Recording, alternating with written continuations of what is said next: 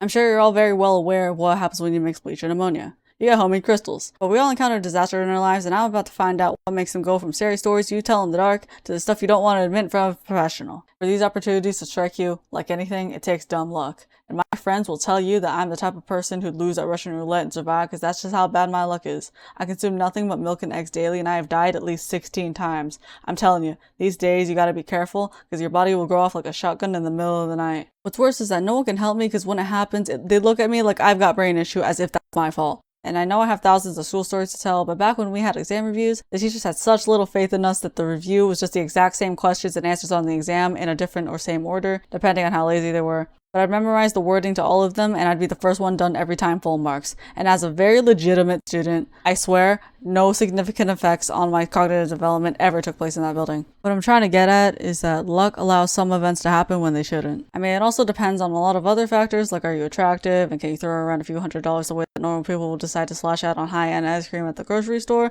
which is a big deciding factor because the most important part to this equation is delusion. I have to preface this part because there's a big difference between being smart and clever, and it's the people who use these skills. Now, being smart is having a lot of information, and being clever is wringing out the most value out of the limited of information you have. And you know, every time a new gaslight drops, it doesn't matter if it shouldn't have happened, you should be grateful it happened. And if you look at astrology, you get the people with those stupid charts advocating for more space racism, which we definitely need more of. In this world, it can be hard working with delusion. You gotta pick between being a successful hypersocial man or an absolute failure, which is a very hard choice to make, and right now, I'm gonna make the choice of losing all my money on case openings and bringing a law library's worth of financial regulations to undo all those consequences. With all these powers combined, what you end up getting is all your spaghetti spilling everywhere, and there will be no hope left in sight of ever putting it all back in your pocket. If you need me, I'll be out shopping for a way to launder my money.